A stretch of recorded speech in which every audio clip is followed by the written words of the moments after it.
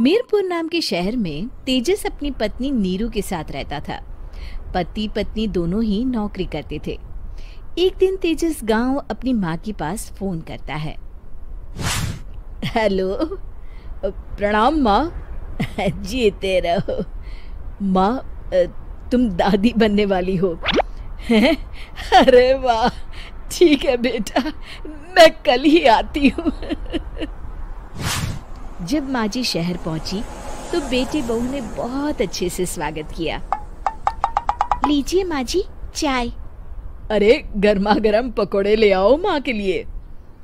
नीरू रसोई में गई और 2 मिनट में ही पकोड़े ले आई। जी ये लीजिए। बहू जादू से बनाए हैं क्या? अभी तो रसोई में गई थी। यम्मी। माँ जी, शीला रसोई में पकोड़े तल रही है, मैं बस लेकर आई। हे भगवान, मेरा धर्म भ्रष्ट कर दिया तूने। अब तो गंगा जल से शुद्धिकरण करना होगा। दूसरे दिन, माँ जी मैंने नाश्ता बना दिया है, ऑफिस जा रही हूँ। पर अभी तो घर का सारा काम पड़ा है। शीला आती ही होगी, झाड़ू पोछा बर्तन कपड़े वो सब कर लेगी। हमारे जमाने में घर का सारा काम हम ही करते थे। जी माँ जी, आप बहुत होशियार हैं, मैं घर ऑफिस दोनों नहीं संभाल पाती। तो जरूरत क्या है घर से बाहर जाकर चाकरी करने की? वैसे भी घर का काम खुद करने से घर में बरकत आती है, समझी? पर माँ जी। पर वर कुछ नहीं, इस महीने की पगार मिले फिर ऑफिस बंद है। हाँ। रात को नीरू तेजस से कहती है, सुनिए जी, माँ जी बोल रही थी कि मैं नौकरी छोड़ दूं। वैसे ठीक ही तो है, अभी तुम्हें आराम की जरूरत है। फिर भी आराम कहाँ, शीला को छुड़ाने के लिए बोल रही थी। तो अब 24 घंटे में इतना काम तो कर ही सकती हो। पर जॉब पसंद है मुझे, घर पर मन नहीं लगेगा।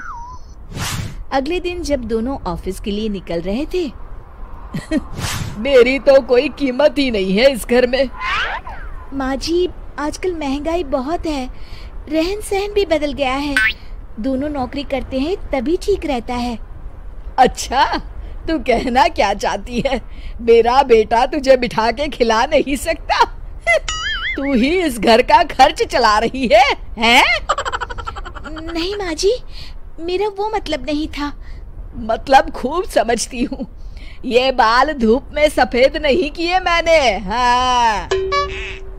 अब तो ये रोज का काम हो गया था। तेजस भी रोज की झिकझिक से परेशान हो गया था।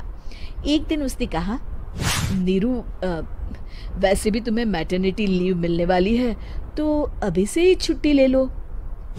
पर क्या, मेरी सैलरी अच्छी खासी है। आखिर नीरू ने रिजाइन कर दिया। जब बच्चा हुआ तो घर में सब बहुत खुश हुए। कुछ दिनों बाद तेजस फाइल देख रहा था। क्या हुआ तेजस, कुछ परेशान लग रहे हो? हाँ, वो हमारी जितनी सेविंग्स थी वो तो हॉस्पिटल में और छठी के फंक्शन में खत्म हो गई है नीरू। और अभी वैसे मंदी चल रही है तो मैं बोल रही थी कल मुन्ना को हेपेटाइटिस का टीका लगवाना है। नीरू, क्या पोस्टपोन नहीं कर सकते? नहीं जी, बिल्कुल नहीं।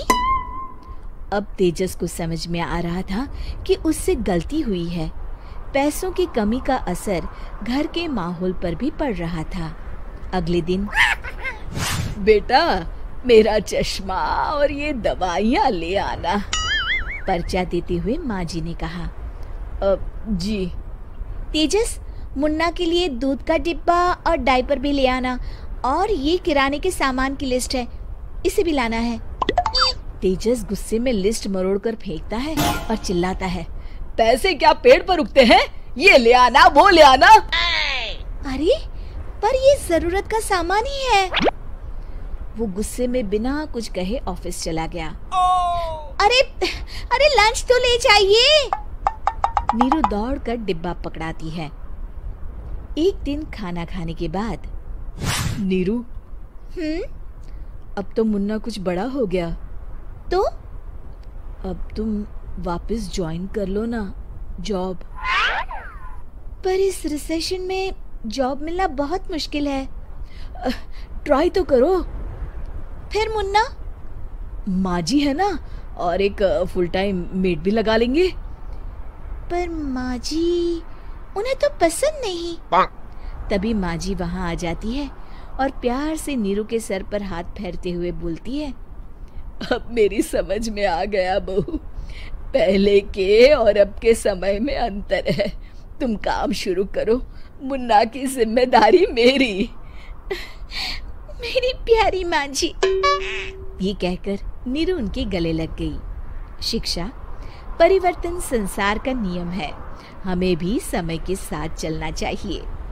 उम्मीद है कि आपको हमारी ये कहानी पसंद आई होगी। कृपया हमारे चैनल को सब्सक्राइब करें और सभी अपडेट्स के लिए बेल आइकन जरूर क्लिक करें। और हाँ, वीडियो लाइक और शेयर करना मत भूलिएगा। Bye bye.